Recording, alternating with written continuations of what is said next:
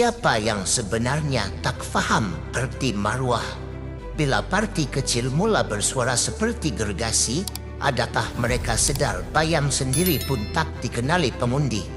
UMNO Sabah dah bersuara, dan kali ini Bung Mokhtar bukan sekadar memberi amaran, tapi menelajangkan permainan licik sesetengah penumpang politik dalam GRS.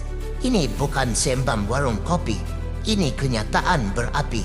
Anda sedang menonton The Screen Media, berita paling panas di muka bumi. Sila duduk dan jangan berkelip. Disclaimer, sumber utama laporan ini adalah dari artikel asal tulisan Wan Mail yang diterbitkan oleh The Malaysia Press pada 6 Ogos 2025. Pada 6 Ogos 2025, satu kenyataan media daripada Ketua UMNO Sabah, Datuk Seri Bung Mokhtar Ladin, telah menghangatkan suhu politik negeri itu apabila beliau secara terbuka membidas Naib Presiden Parti Bersatu Sabah, PBS, Arthur Sen yang didakwa cuba menjabar dan memperlekehkan autonomi UMNO Sabah dalam isu kerjasama pilihan raya.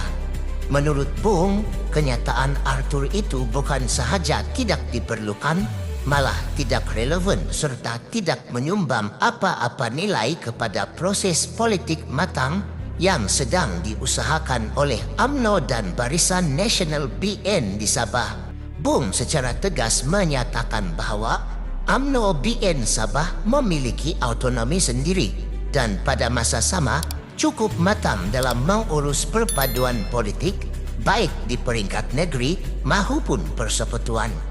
Beliau berkata, UMNO BN Sabah berautonomi, ya, tetapi kita juga matang. Kita faham makna perpaduan bukan sekadar di peringkat persekutuan tetapi juga di negeri.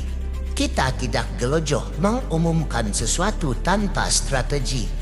Kita tidak terikut-ikut rentak panik pihak lawan yang baru semalam bertengkar, hari ini bergambar bersama, esok kembali saling menikam. Sindiran Bung tidak terhenti di situ.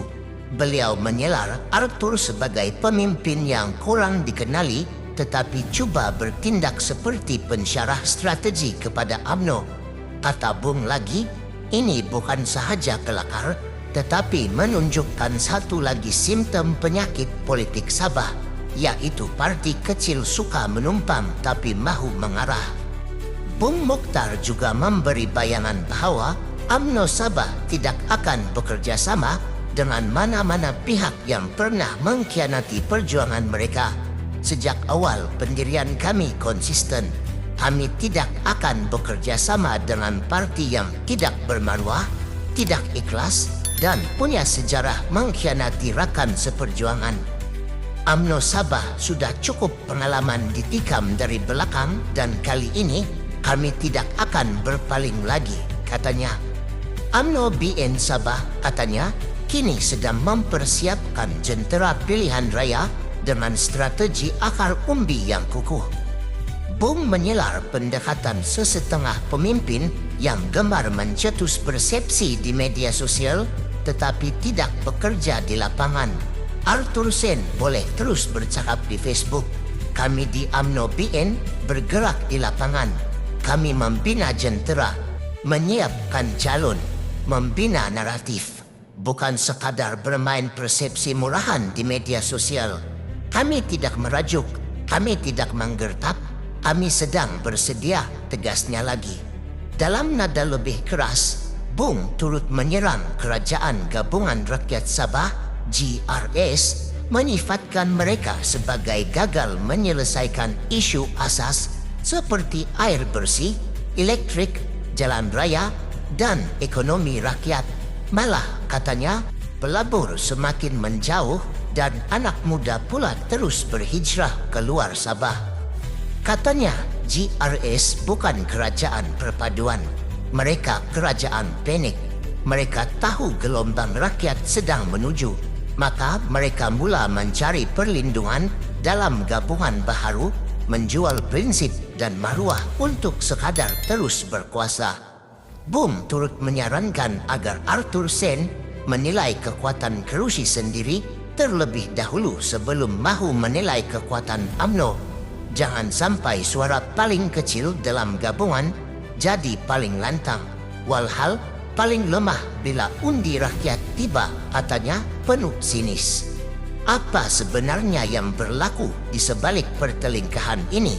Adakah ini petanda awal keretakan dalam GRS atau satu percaturan UMNO Sabah untuk berdiri lebih bebas dari sisa-sisa kompromi politik? Sejak pilihan raya negeri Sabah 2020, PBS dilihat cuba meletakkan dirinya sebagai suara berprinsip dalam GRS. Namun, beberapa episod lalu mencerminkan sebaliknya. Pada tahun 2022, PBS pernah ditegur oleh pemimpin GRS sendiri kerana percanggahan kenyataan dalam isu pelantikan Ketua Menteri. Tidak lupa juga, PBS pernah menuntut lebih banyak kuasa autonomi tetapi gagal memperjuangkannya secara konsisten. Sementara itu, UMNO Sabah di bawah Bung Mokhtar kelihatan semakin agresif dan mahu kembali menjadi dominan seperti era pra-PRU 2018. Tetapi persoalan besar, adakah pengundi Sabah masih mempercayai UMNO yang pernah dihumban keluar dari tampuk kuasa oleh gelombang warisan PLAS dahulu? Dan bagaimana pula dengan GRS yang dikatakan panik oleh Bung? Adakah mereka benar-benar kehilangan arah? Atau UMNO sendiri yang semakin sukar diulus sebagai rakan gabungan? Sebahagian pemerhati politik melihat kenyataan Bung ini sebagai isyarat jelas bahwa UMNO Sabah tidak akan teragak-agak untuk bertanding solo jika perlu. Dalam sejarah politik Sabah, pendekatan sebegini berisiko tinggi tetapi boleh menjadi senjata jika sentimen rakyat memihak. Namun realitinya, politik Sabah tidak pernah stabil. Hari ini kawan, esok lawan. Hari ini bersatu, esok bersengketa. Adakah kenyataan Bung ini akan membawa UMNO Sabah kepada kekuatan baharu atau mengasingkan mereka lebih jauh dari gabungan sedia ada? Yang lebih menarik, di mana kedudukan warisan, KDM dan PH dalam semua kekecohan ini? Adakah mereka hanya menunggu peluang untuk mencuri kerusi-kerusi yang akan retak hasil perbalahan antara UMNO dan PBS? Jika PRN Sabah ke-17 diadakan dalam masa terdekat, adakah kita akan menyaksikan pertandingan 4 atau 5 penjuru seperti dahulu? Atau akan wujud gabungan baharu yang lebih ekstrim? Mungkin UMNO berpakat dengan KDM atau PBS bergabung semula dengan warisan. Apapun jawabannya, satu hal yang pasti, Sabah bakal menyaksikan satu lagi pertarungan politik penuh dendam lama, gabungan sementara, dan janji manis yang entah siapa akan tunaikan. Apakah ini permulaan kepada keruntuhan GRS atau cuma teater politik menjelang PRN Sabah? Anda tentukan. Tapi jangan lupa, dalam politik Sabah yang kecil bukan tak kuat. Kadang-kadang yang paling senyap itulah paling berbisa. Jangan lupa like, komen, dan subscribe ke The Scream Media. Sekian, kita jumpa lagi.